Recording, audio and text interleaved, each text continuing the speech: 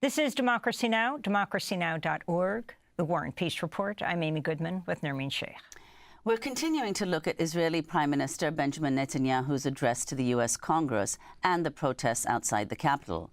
We're joined now by two peace activists, one Israeli, one Palestinian, who are working together to end the war in Gaza and build a lasting peace. Maoz Inon's parents were killed during the Hamas attack on October 7th. Aziz Abu Sara's 19-year-old brother died in 1991 after being tortured in an Israeli prison. At the time, Aziz was just 9 years old. Inon and Abu Sara recently organized what's been described as the biggest peace conference in Israel in 30 years. They also recently met Pope Francis. On Wednesday, they took part in an event in Washington titled Peace is Possible, an Alternative Vision for Israel and Palestine. Other speakers included Pramila Jayapal, chair of the Congressional Progressive Caucus, who boycotted Netanyahu's speech to Congress. Speaking for myself only, the deep horrors of what is happening on the ground are not external to us, because the United States does remain the largest backer of military assistance to Israel, assistance that has been used to perpetrate these offensive attacks on a civilian population that's been denied even the most basic of humanitarian assistance. Maoz Inon and Aziz Abu Sara join us now in Washington, D.C. Maoz, you lost your parents on October 7th in the Hamas attack. Tell us what happened. Hi, Amy. Good morning from D.C.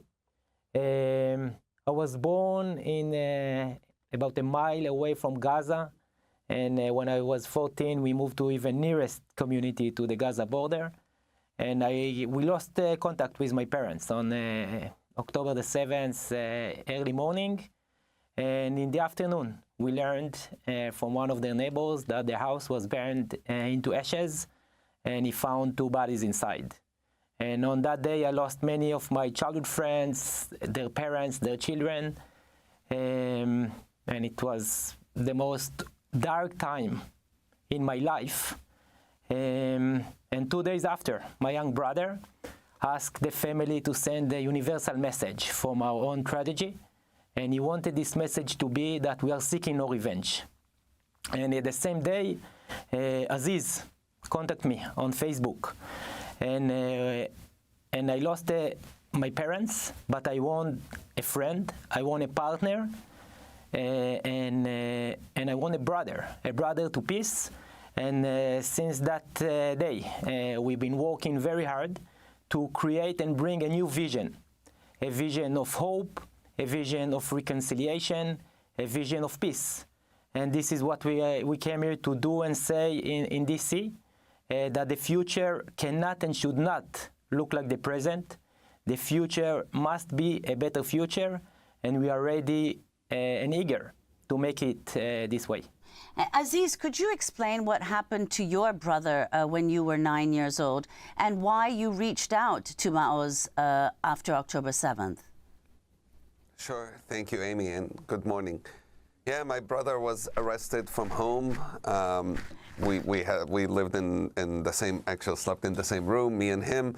He's the one just older than me, Taysir, and he was taken on suspicion of throwing rocks to detention. He refused to confess to the charges, and he was beaten up, tortured, until he eventually did. And by the time he was released from prison, he had internal injuries, and soon after, he ended up dying from those injuries. And unlike Maoz, I actually didn't believe that in peace right away. It took me quite a while to come to that conclusion. It took me 8 years where I was very active, I was very angry, was very bitter, and I thought vengeance is the only way. I thought I had no choice.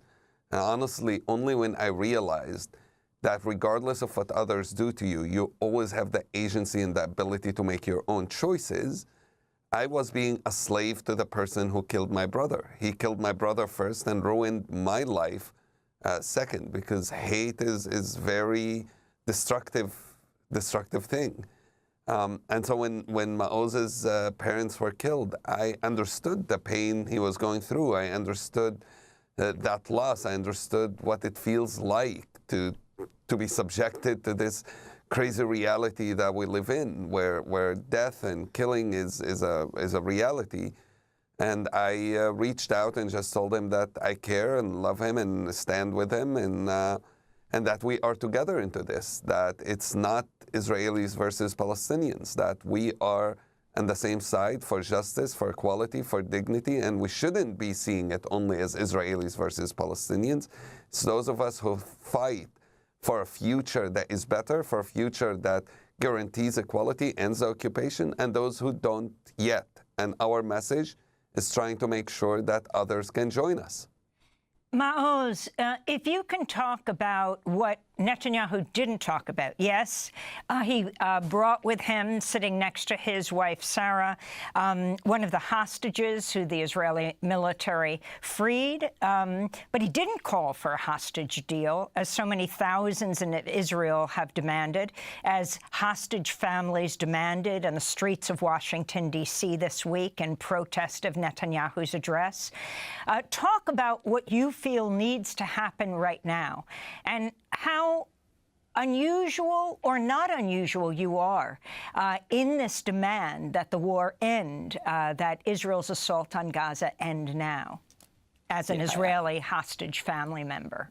Yeah, I can definitely tell you what he has never done. He never called any of the bereaved families of October 7th. Not him or not anyone from his government or his coalition. They didn't came to the Shiva, the Jewish way of mourning. They didn't send us a condolence letter or a call. They didn't come. They didn't show, like they didn't show on October 7th. Netanyahu and his government are accountable and responsible to my parents' death. They are responsible and accountable to October 7th. And he never accepted this and took this accountability. And I was surprised and shocked from the member of the Congress that they are not forcing him to take responsibility and accountability to his failure leadership. And this is what we came here to offer a new vision. And Netanyahu lost the people of Israel. Before October 7th, the protests were, should Netanyahu resign or not? But now there is a growing protest that should Netanyahu resign before the war ends or after the war ends? And Netanyahu thrive and prosper on war, on bloodshed, on revenge. And we are here to say to the representative and to the American people that Netanyahu lost the people of Israel.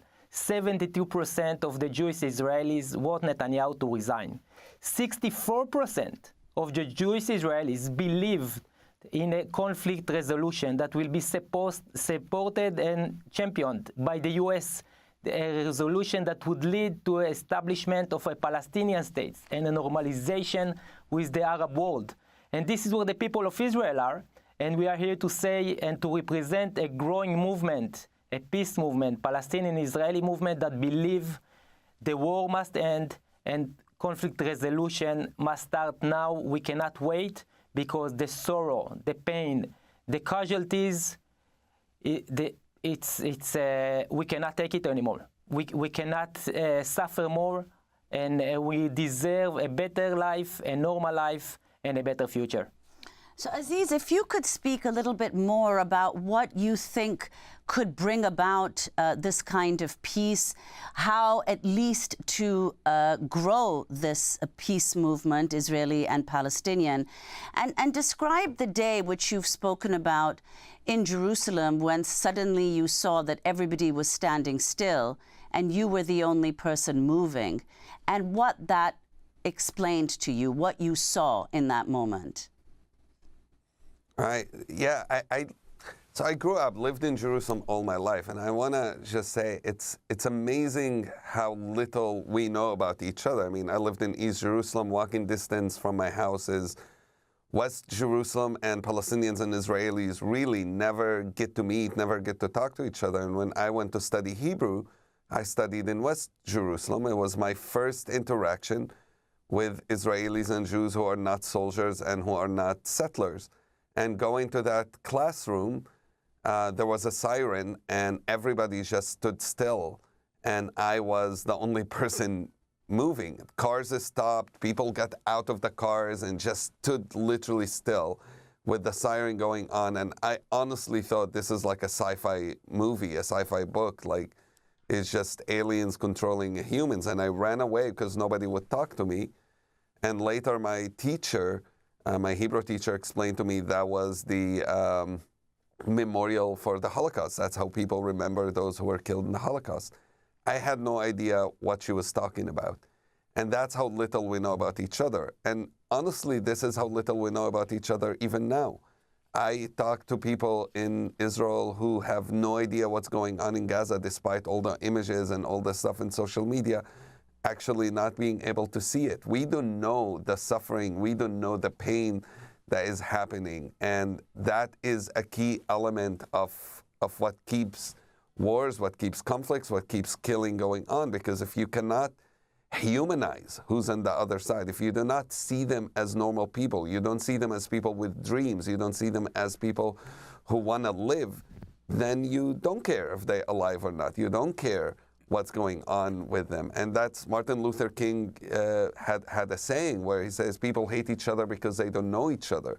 They don't know each other because they are separated, because they don't communicate. And that's an important element of what Maoz and I are trying to do, is saying, don't hear what corrupt leaders who want to sell us this language of only through bombs, only through killing, as Netanyahu said yesterday, if I only have a little bit more weapons, I'll finish the job. Don't believe that. Instead, talk to us. He also said, we'll need a new generation of peaceful Palestinians. Guess what? We are here. Peaceful Palestinians do exist. I'm here with Maoz because we are working together. We are showing what Netanyahu says is impossible. We are showing that there is an alternative to the language of bombs and to the language of killing. We are showing that we are not doomed to live in this cycle where we keep losing our loved ones. And our existence in itself, the fact that Maoz and I together, is an answer to those who say only through killing we can achieve peace. Well, no, that doesn't happen. And we can see in reality where we are today, a century later, that we haven't achieved peace through that. Israel hasn't achieved peace with any country through war.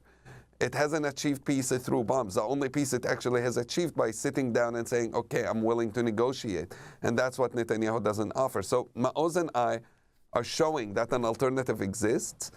The event you mentioned earlier, where thousands of people, Palestinians and Israelis, gathered together in Tel Aviv saying, it is time now to make a difference. We are telling people we can't remain indifferent. We can't remain silent. We have to come together. We have to build coalition together. We have to have values that we agree on, that equality and dignity is the most important. Safety and security for both Palestinians and Israelis is essential. We cannot leave that till later, and that we can't wait anymore. It is now that peace is needed. It is now that the occupation needs to end. It's not in 20 years. It's not in the next generation. It must happen now, and we need to organize. We need to organize in Israel and Palestine, and we need to organize here in the United States. As we heard before, Americans are very involved in this. They are very much part of this. And we need Americans, not only thoughts and prayers, not only saying, we're not happy with Congress doing this and doing that and sending us tools of destruction and war machines instead of ways to come together and have peace. We need Americans to join this, because you are Americans. We are part of this, of what's happening, and we are responsible and should be accountable. Maoz, Inon, you've said we have to go back to the all-for-all deal that was on the table. Prisoners can play a significant role in reconciliation and peacemaking. If you can address the issue, I mean, you lost your parents in the Hamas attack on October 7th. Since that time, tens of thousands of Palestinians have been killed by the Israeli military and thousands of Palestinians imprisoned, like Aziz's brother decades ago. But those thousands of Palestinians, explain what you mean by all for all. All for all, it's the deal that was on the table already on October 7th evening. All the Palestinian prisoners kept in the Israeli jails in return to the all hostages that are kept by the hands of Hamas. So this deal was on the table from day one, and I also said earlier, I think it was in October, that the difference between Benjamin Netanyahu and his brother, Yoni, is that Yoni sacrificed his life to save the hostages in Entebbe, while Benjamin Netanyahu is sacrificing the hostages in order to save his position as the prime minister. And we must stop it. And it's already too late for too many Palestinians, for too many Israelis, and we are calling that again. The only answer is peace, and the only way to bring security and safety, like Aziz said, is through equality. And those who believe that bombs will bring safety and war will bring security, they are naive, because it failed again and again. Again and again, it just brings more bloodshed, more revenge, and more hate. Israeli peace activists, we have to end now. Maoz Inon, who lost his parents on October 7th, and Palestinian peace activist Aziz Abu Sada, who lost his brother decades ago in an Israeli prison. He came out after being tortured and died of his internal injuries. I'm Amy Goodman with Nermeen Sheikh. Thanks so much for joining us.